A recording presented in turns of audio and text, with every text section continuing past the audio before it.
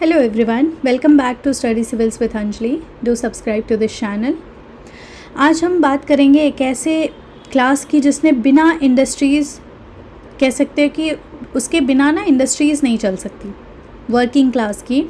आप कभी भी ना फैक्ट्री के बारे में सोचिए, मशीन हैं, बिल्डिंग्स हैं, ऑनर्स हैं, लेकिन अगर वर्कर्स ही काम पर ना आए तो फैक्ट्री बंद हो जाएगा ना। इसीलिए कहा जाता है कि the strength of a nation lies in the awakening of its worker. तो आज हम देखेंगे कि इंडियन वर्किंग क्लास कैसे इमर्ज हुई, उनकी कंडीशन क्या थी और कैसे लेबर मूवमेंट की बिगनिंग हुई। और मैं आपको बता दूं कि हम जो ये मॉडर्न हिस्ट्री सीरीज़ कर रहे हैं, ये बेसिकली हम स्पेक्ट्रम जो बुक है ना, मॉडर्न हिस्ट्री की स्पेक्ट्रम बुक, उसके बेसिस पे हम कर रहे हैं चैप्टर बाय चैप्टर। और ये आज हमारा आखिरी लेक्चर है। हमने सारे इम्पॉर्टेंट जो है चैप्टर्स कंप्लीट कर लिए। टोटल 32 चैप्टर्स जो है हमने मॉडर्न हिस्ट्री के स्पेक्ट्रम से कंप्लीट कर लिया। चैप्टर नंबर 3 जहाँ से मेन है हमारा है ना, एडवेंट ऑफ यूरोपियन से स्टार्ट हुआ था चैप्टर 3 से, एंड हम चैप्टर 32 आज ये हमारा आखिरी चैप्टर है। और इतना ही इम्पॉर्टेंट चैप्टर होता है मॉडर्न हिस्ट्री का स्पेक्ट्रम बुक से। तो आज ये हमारा स्पेक्ट्रम बुक कंप्लीट होने वाला है, ठीक है। तो हम स्टार्ट करते हैं rise of modern industries and working class in India से। 19th सेंचुरी के सेकेंड हाफ में इंडिया में मॉडर्न इंडस्ट्री डेवलप होने लगी, जैसे railways, coal mines, cotton textile mill, jute industry, steel plant और प्लांटेशंस। इन इंडस्ट्रीज़ को ना चलाने के लिए हज़ारों वर्कर्स की ज़रूरत पड़ी और इसी से एक नई सोशल क्लास का जन्म हुआ, द इंडियन वर्किंग क्लास। ये वर्कर्स ना मेनली कहाँ कॉन्सेंट्रेटेड थे, तो बॉम्बे में, कैलकाटा में, मद्रास, कानपुर, अहमदाबाद, जमशेदपुर, है ना। आज के जैसे आईटी हब्स की तरह उस समय ये ना इंडस्ट्रियल सेंटर्स एम्प्लॉयमेंट के हब्स बन गए थे। विलेज से लोग सिटीज़ में जॉब के लिए माइग्रेट कर रहे थे। कंडीशन क्या था वर्कर्स का अंडर कॉलोनियलिज्म? तो सवाल ये है कि क्या वर्कर्स की लाइफ अच्छी थी? बिल्कुल नहीं, उनकी कंडीशन बहुत ही ख़राब थे। वर्किंग आवर्स 10 से कह सकते हो मतलब 10 to 14 आवर्स तक होता था। वीक में 6 दिन काम करने होते, कई बार तो संडे को भी करना पड़ता था। वेजेस बहुत कम, salary, job security almost zero. आज अगर आपसे कोई कहे कि आपको ना 15 आवर्स काम करो और सैलरी भी बहुत कम मिलेगी, आप शायद नेक्स्ट डे जॉब ही छोड़ दो, है ना। लेकिन उस वक्त वर्कर्स के पास ऑप्शन ही नहीं था। तो working condition, over crowded factories होती थी, पुअर वेंटिलेशन होता था, सेफ्टी मेजर्स ऑलमोस्ट एब्सेंट होता था और कोई मेडिकल फैसिलिटी नहीं था। सो इससे एक्सप्लॉयटेशन हुआ। वर्कर्स को ना फाइन्स लग जाते थे, सैलरी कट हो जाती थी, कभी भी ना डिसमिस कर दिए जाते थे। और इसीलिए हिस्टोरियंस कहते हैं कि Indian worker face triple exploitation, colonial state का एक्सप्लॉयटेशन, इंडियन कैपिटलिस्ट का और फॉरेन मैनेजमेंट का। So early nationalist attitudes towards labour, इसको समझते कि ये क्या था। इंटरेस्टिंग क्वेश्चन ये है कि क्या अर्ली नेशनलिस्ट लेबर इशू को सपोर्ट करते थे, मतलब अर्ली नेशनलिस्ट लेबर इशू को सपोर्ट करते थे? तो इनिशियली नहीं करते थे। अर्ली नेशनलिस्ट ना मेनली मॉडरेट थे, उनका फोकस पॉलिटिकल रिफॉर्म और इकोनॉमिक डेवलपमेंट पे था और उन्हें लगता था कि डेवलपमेंट ना ऑटोमेटिकली वर्कर्स की कंडीशन इम्प्रूव कर देगा। लेकिन धीरे धीरे लीडर्स को समझ आ गया था कि अगर वर्कर्स की कंडीशन इम्प्रूव नहीं हुई तो नेशनल प्रोग्रेस भी पॉसिबल नहीं है।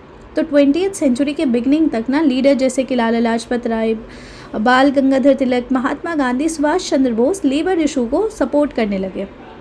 सो early labour organisation and strikes की अगर हम बात करें तो वर्कर्स ने रियलाइज़ किया कि जो अकेले है ना लड़ेंगे तो कुछ नहीं होगा, मिलकर लड़ेंगे तो चेंज पॉसिबल है। और यहीं से ना लेबर ऑर्गेनाइजेशन की बिगनिंग हुई। अर्ली स्ट्राइक्स मोस्टली स्पॉन्टेनियस थी। वर्कर्स डिमांड करते थे बेटर वेजेस के लिए, रिडक्शन इन वर्किंग आवर्स के लिए एंड बेटर कंडीशन के लिए। इंपॉर्टेंट स्ट्राइक्स जैसे कि 1877 में ग्रेट इंडियन फेमीन स्ट्राइक किया गया था मद्रास प्रेसिडेंसी में। 1890 में जो है बॉम्बे मिल वर्कर स्ट्राइक किए थे एंड 1905 से 8 तक बॉम्बे, बंगाल और मद्रास में कई बार स्ट्राइक्स हुए। तो आज भी जब आप देखते होंगे कि teachers union, employees association, workers union, उनकी रूट्स इसी पीरियड में मिलती है। अब हम बात कर लेते हैं NM Lokhande and Bombay mill hand association 1890। सो मिलते हैं इंडिया के लेबर मूवमेंट के एक हीरो से, नारायण मेघाजी लोखंडे, ठीक है। इन्हें कहा जाता है father of Indian labour movement. 1890 में उन्होंने इस्टेब्लिश किया बॉम्बे मिल हैंड एसोसिएशन। ये इंडिया की अर्लीस्ट लेबर ऑर्गेनाइजेशन में से एक थी। डिमांड था reasonable working hours, weekly holiday, increase in wages और सेफ्टी मेजर्स दो और protection of women and children भी दो। उन्होंने एक न्यूज़पेपर भी निकाला, दिन बंधु, ताकि ना वर्कर्स में अवेयरनेस फैला सके। यानी उन्होंने सिर्फ प्रोटेस्ट नहीं किया, वर्कर्स को एजुकेट भी किया। अब अगर हम बात करें लेबर ड्यूरिंग द स्वदेशी मूवमेंट, उस वक्त लेबर्स का क्या था स्टैंड, तो स्वदेशी मूवमेंट ने ना वर्कर्स को एक नई डायरेक्शन दी। पहली बार वर्कर्स ने रियलाइज़ किया कि उनकी इकोनॉमिक प्रॉब्लम और नेशनल प्रॉब्लम इंटरकनेक्टेड है। वर्कर्स पार्टिसिपेट किए स्ट्राइक में, बॉयकॉट किया फॉरेन गुड्स को, पब्लिक मीटिंग को। स्पेशली बंगाल के जूट मिल वर्कर्स ने नेशनलिस्ट कॉज को सपोर्ट किया। यही वो मूवमेंट था जब इकोनॉमिक इश्यूज़ एंड नेशनलिज्म एक साथ आया, है ना। अब ना हम थोड़ा बात करेंगे कि फर्स्ट वर्ल्ड वॉर और ग्रोथ ऑफ लेबर मूवमेंट कैसे हुआ, ठीक है, उस चीज़ के बारे में थोड़ी बात कर लेते हैं, ठीक है, इसके बारे में। सो 1914 में ना फर्स्ट वर्ल्ड वॉर शुरू हुआ। अब आप सोचिए कि वॉर का ना इंडिया के वर्कर्स से क्या रिलेशन, बहुत बड़ा रिलेशन था। वॉर के टाइम प्राइसेस बहुत बढ़ गए, इसेंशियल गुड्स की ना शॉर्टेज हो गई, इन्फ्लेशन इंक्रीज़ हो गया, लेकिन वर्कर्स की सैलरी उतनी ही रही। मतलब अगर पहले 100 रुपये में राशन आ जाता था तो अब 200 रुपये में आने लगे, लेकिन सैलरी सेम ही है, तो प्रॉब्लम तो होगी ही, है ना। तो रिज़ल्ट क्या हुआ कि रियल वेज डिक्लाइन हुआ, वर्किंग आवर्स बढ़ गए, वर्कलोड इंक्रीज़ हो गया और मिल ओनर्स के प्रॉफिट बढ़े, लेकिन वर्कर्स की कंडीशन ख़राब हो गई। इसीलिए 1914 से 18 के बीच में ना 1000 से भी ज़्यादा स्ट्राइक हुए, लैक्स ऑफ वर्कर्स इन्वॉल्व हुए। यानी वर्कर्स ना अब अपनी कलेक्टिव स्ट्रेंथ को समझने लगे थे। Formation of all India trade Congress के बारे में जान लेते हैं। तो अब वर्कर्स को एक नेशनल ऑर्गेनाइजेशन की ज़रूरत थी और इसीलिए 31 अक्टूबर से 1 नवंबर 1920 को बॉम्बे में इस्टेब्लिश हुआ all India trade union Congress. ये इंडिया का ना first all India central body of workers था। ऑब्जेक्टिव क्या था कि वर्कर्स के राइट को प्रोटेक्ट करना, डिफरेंट यूनियन को यूनाइट करना, वर्किंग कंडीशन को इम्प्रूव करना। और इसके फर्स्ट प्रेसिडेंट कौन थे? लाला लाजपत राय। ये फैक्ट ना एग्ज़ाम के लिए बहुत इंपॉर्टेंट है। All India trade union Congress ने स्टार्ट किया 52 अफिलिएटेड यूनियंस और लगभग 1 लाख लोगों के साथ। सोचिए, एक ऑर्गेनाइजेशन जो वर्कर्स को नेशनल लेवल पर एक वॉइस दे रहा था, और ये लेबर मूवमेंट के लिए ना टर्निंग पॉइंट था। अब ना कुछ लीडर्स के रोल देख लेते हैं, है ना। सबसे पहले हम देखते हैं लाला लाजपत राय की। तो all India trade union Congress के फर्स्ट प्रेसिडेंट थे। उनका मानना था कि वर्कर्स और एम्प्लॉय के बीच कोऑपरेशन होनी चाहिए। एनएम जोशी जी जो थे, ये ग्रेट ऑर्गेनाइजर थे। 1921 में इस्टेब्लिश की ऑल इंडिया मजदूर सभा और वर्कर्स के एजुकेशन और वेलफेयर के लिए ये काम किए। CR दास जी, ये जो थे, ये नेशनल मूवमेंट और लेबर मूवमेंट के बीच में ब्रिज बनाया। जवाहरलाल नेहरू जी की बात करें तो 1929 में AITUC all India trade union Congress को एड्रेस करते हुए कहा कि वर्कर की स्ट्रगल नेशनल स्ट्रगल से अलग नहीं है। सुभाष चंद्र बोस जी की बात करें तो वर्कर्स के राइट और स्ट्रॉन्गर यूनियन के सपोर्ट में थे ये। उन्होंने लेबर मूवमेंट को और मिलिटेंट डायरेक्शन दी, है ना। ट्रेड यूनियन एक्ट 1926, ये क्या था? तो गवर्नमेंट को रियलाइज़ हुआ कि ट्रेड यूनियन को इग्नोर नहीं किया जा सकता, इसलिए पास हुआ ट्रेड यूनियन एक्ट 1926। इसके फीचर्स क्या थे कि ट्रेड यूनियन को लीगल रिकग्निशन मिली, रजिस्ट्रेशन का प्रोविज़न आया, सिविल और क्रिमिनल केसेस से कुछ प्रोटेक्शन मिले, है ना। लेकिन ध्यान रखिए कि इस एक्ट ने वर्कर्स को स्ट्राइक का राइट या कलेक्टिव बार्गेनिंग का राइट नहीं दिया। मतलब आइडेंटिटी मिल गई लेकिन पूरी पावर नहीं मिली। रेडिकलाइजेशन ऑफ लेबर मूवमेंट, ये क्या था, इसकी बात करते हैं। 1920 में लेबर मूवमेंट और रेडिकल हो गया। क्यों? क्योंकि ना 1917 की रशियन रिवॉल्यूशन का बहुत इन्फ्लुएंस पड़ा। वर्कर ने देखा कि एक कंट्री में वर्कर्स और पीजेंट्स रिवॉल्यूशन ला सकते हैं, तो इंडिया में क्यों नहीं। तो सोशलिज्म और कम्युनिज्म के आइडियाज़ पॉपुलर होने लगे। लीडर जैसे कि MN रॉय, S.A. दांगे, ठीक है, सिंगर वेल्लू चेत्तयर, ये इन आइडियाज़ को स्प्रेड करने लगे। तो रिज़ल्ट क्या हुआ कि स्ट्राइक ज़्यादा मिलिटेंट हुई। डिमांड सिर्फ वेजेस तक लिमिटेड नहीं रही, अब वर्कर्स पॉलिटिकल राइट्स और सोशल जस्टिस की भी बात करने लगे, है ना। ट्रेड डिस्प्यूट एक्ट 1929 की बात करते हैं। तो ब्रिटिश गवर्नमेंट ना लेबर मूवमेंट से डरने लगी, इसीलिए पास किया ट्रेड डिस्प्यूट एक्ट 1929। पर्पस क्या था कि इंडस्ट्रियल पीस मेंटेन करना, लेकिन एक्चुअली मिलिटेंट लेबर मूवमेंट को कंट्रोल करना। गवर्नमेंट को पावर मिल गई सर्टेन स्ट्राइक को इलीगल डिक्लेयर करने की और रेस्ट्रिक्शन इम्पोज करने की, यानी एक हाथ से रिकग्निशन दी और दूसरे हाथ से कंट्रोल भी दिया, मतलब कंट्रोल भी किया। तो ये था, है ना। अब एक बार बात कर लेते हैं मेरिट कॉन्स्पिरेसी की, जो कह सकते हो one of the important conspiracy में से एक है।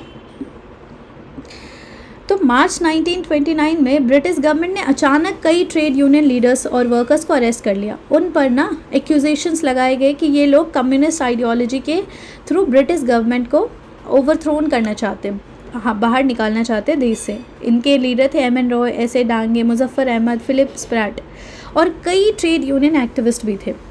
ट्रायल 2 साल तक चला, 1929 से 31 तक। अब एक क्वेश्चन है कि क्या ब्रिटिश गवर्नमेंट सच में सिर्फ कॉन्स्पिरेसी से डर गई थी या वर्कर्स की ग्रोइंग यूनिटी से? हिस्टोरियंस कहते हैं कि ब्रिटिश एक्चुअली ना ऑर्गेनाइज्ड लेबर मूवमेंट से ज़्यादा डर रही थी। पर इंटरेस्टिंग बात यह हुई कि जिस केस से लेबर मूवमेंट को क्रश करना था, उसी केस ने लेबर मूवमेंट को और पॉपुलर बना दिया। लोगों ने देखा कि ब्रिटिश गवर्नमेंट वर्कर्स के वॉइस को सप्रेस कर रही है, तो लोग और ज़्यादा गुस्से में आ गए। So working class under Congress ministry 1937 से 39। तो 1937 में कांग्रेस कई प्रोविंस में पावर में आई, है ना। वर्कर्स को बहुत एक्सपेक्टेशन थी, उन्हें लगा कि अब हमारी प्रॉब्लम सॉल्व होगी, ठीक है। कांग्रेस मिनिस्ट्री ने कुछ इंपॉर्टेंट स्टेप्स भी लिए, जैसे लेबर मिनिस्टर्स अपॉइंट किए, फैक्ट्री एक्ट में अमेंडमेंट लाए, वर्किंग आवर्स रेगुलेट करने की कोशिश की, इंडस्ट्रियल डिस्प्यूट सॉल्व करने के एफर्ट्स लिए। लेकिन लिमिटेशन भी थे कि एम्प्लॉयर्स के प्रेशर था, फाइनेंशियल कॉन्स्टेंट था और रिफॉर्म काफ़ी लिमिटेड रहे। मतलब वर्कर्स को कुछ रिलीफ मिला लेकिन उसकी सारी प्रॉब्लम सॉल्व नहीं हुई। तो वर्कर्स ड्यूरिंग और आफ्टर सेकेंड वर्ल्ड वॉर, तो अब आते सेकेंड वर्ल्ड वॉर पे। ये ना वॉर का इम्पैक्ट वर्कर्स पे बहुत ज़्यादा पड़ा। इंडस्ट्री एक्सपैंड हुई, फैक्ट्री ज़्यादा प्रोडक्शन करने लगी, कैपिटलिस्ट के प्रॉफिट बढ़ गए, लेकिन वर्कर्स उनकी कंडीशन फिर भी इम्प्रूव नहीं हुई। प्राइसेस ऑफ एसेंशियल गुड्स बहुत बढ़ गए, इन्फ्लेशन इंक्रीज़ हो गया और शॉर्टेज बढ़ गई। अब इमेजिन कीजिए आप कि आपकी सैलरी 20,000 हो और सडनली सब चीज़ों के प्राइस डबल हो जाए। तो टेक्निकली सैलरी सेम है पर प्रैक्टिकली अब गरीब हो गए, है ना। एग्जैक्टली यही वर्कर के साथ हुआ। रिजल्ट क्या हुआ कि वर्कर्स ने डिमांड करनी शुरू की हाई वेजेस की, डियरेंस अलाउंसेस की, बेटर वर्किंग कंडीशन की, और स्ट्राइक की ना कह सकते हो आप संख्या काफ़ी बढ़ गई थी। अब सपोर्ट क्या था? Support to naval rating and post war strike. फरवरी 1946 में रॉयल इंडियन नेवी के ना सेलर्स ने म्यूटिनी कर दी। रीज़न था poor food, bad working condition और रेशियल डिस्क्रिमिनेशन। सबसे इम्पॉर्टेंट बात यह है कि वर्कर्स ने उनका सपोर्ट किया। बॉम्बे के वर्कर्स ने स्ट्राइक पर प्रोसेशन ऑर्गेनाइज किया, यानी लेबर मूवमेंट अब सिर्फ इकोनॉमिक मूवमेंट नहीं रहा, अब ये पॉलिटिकल मूवमेंट भी बन चुका था। तो 1946 से 47 में रेलवे, टेक्सटाइल, पोस्टल सर्विस और कई इंडस्ट्री में मैसिव स्ट्राइक हुई। वर्कर्स सिर्फ सैलरी नहीं मांग रहे थे, वो डिग्निटी, जस्टिस और फ्रीडम की डिमांड कर रहे थे। तो अब बात कर लेते हैं इनके अचीवमेंट और लिमिटेशन की, ठीक है। अचीवमेंट क्या रहा वर्कर्स लेबर मूवमेंट का? तो वर्कर्स में क्लास कॉन्शियसनेस डेवलप हुई, ट्रेड यूनियंस को लीगल रिकॉग्निशन मिला, वेज और वर्किंग कंडीशन में इम्प्रूवमेंट आए, लेबर मूवमेंट फ्रीडम स्ट्रगल का इम्पॉर्टेंट पार्ट बना और फ्यूचर लेबर लॉज की फाउंडेशन रखी गई। लेकिन लिमिटेशन क्या था कि इनिशियली ना मिडिल क्लास लेबर डोमिनेट करते थे, रूरल एरियाज़ तक मूवमेंट नहीं पहुंच पाया, आइडियोलॉजिकल डिवीजन थे और स्टेट रिप्रेशन बहुत स्ट्रांग थी, वर्कर्स में कंप्लीट यूनिटी नहीं थी और इसीलिए लेबर मूवमेंट का इम्पैक्ट और भी बड़ा हो सकता था लेकिन हो नहीं पाया, ठीक है। तो ये सारे जो है ईयर पीरियड है और उसमें क्या क्या डेवलपमेंट हुआ जो हमने ऊपर पढ़ा, बस उसी को मैंने ये बॉक्स में डाला है और कुछ नहीं है, ठीक है। और ये क्रोनोलॉजी है कि इसमें फर्स्ट वर्ल्ड वॉर हुआ, फिर AITUC फॉर्म हुआ बॉम्बे में, ट्रेड यूनियन एक्ट पास हुआ 1929 में, मेरिट कॉन्स्पिरेसी हुई, फिर कांग्रेस मिनिस्ट्री प्रोविंस में आई, लिमिटेड रिफॉर्म लाई पर लाई ज़रूर। 1939-45 सेकेंड वर्ल्ड वॉर का इन्फ्लेशन हुआ, एक्सपेंशन मतलब बहुत ज़्यादा हुआ, इंडस्ट्री का राइज हुआ स्ट्राइक में, 46 में नेवल राइटिंग म्यूटनी हुई और फिर वर्कर्स ने उसका सपोर्ट किया and finally post war strike, demand for right और बेटर कंडीशन के लिए, है ना। तो ये सारी चीज़ें हुई। If you conclude today's lecture, तो स्टूडेंट इंडियन लेबर मूवमेंट की जर्नी ना कुछ इस तरह से थी। Exploitation, organisation, trade union, political consciousness हुआ और फिर पार्टिसिपेशन हुआ फ्रीडम स्ट्रगल में। तो वर्कर्स ने प्रूव कर दिया कि when ordinary people unite they became an extraordinary force. Okay, so final one liner यहाँ से यही मिलता है कि the Indian working class movement evolve from economic struggle, ठीक है, into a powerful social and political force that contribute significantly to India's freedom movement and laid the foundation for labor right in independent India। Okay, ये थी हमारी, कह सकते हो आप, पूरी मॉडर्न हिस्ट्री। ओके, और हमने कंप्लीट कर लिया स्पेक्ट्रम के ऑलमोस्ट, कह सकते हो, 32 चैप्टर, जो इम्पॉर्टेंट चैप्टर था, है ना। So now we have completed the entire modern history syllabus. Okay, हमने सारा कुछ कंप्लीट कर लिया है। So thank you everyone. इसके बाद ना पॉलिटी कंप्लीट करेंगे, तो हमारा जो है एंशिएंट हिस्ट्री ख़त्म हो चुका है, मेडिवल ख़त्म हो चुका है, मॉडर्न ख़त्म हो चुका है। सो हिस्ट्री का पार्ट कंप्लीट हो चुका है। हम पॉलिटी करेंगे, फिर ज्योग्राफी करेंगे एंड फिर आर्ट एंड कल्चर, वो सब भी देखेंगे। So one by one every subject को हम बुक के बेसिस पे कंप्लीट कर रहे हैं, है ना। पॉलिटी हमारा लक्ष्मीकांत के बेसिस पे होगा, तो ऐसे हम बुक वाइज कंप्लीट कर रहे हैं। So thank you everyone. If you like this lecture, do subscribe to this channel. Till then keep learning. Thank you everyone.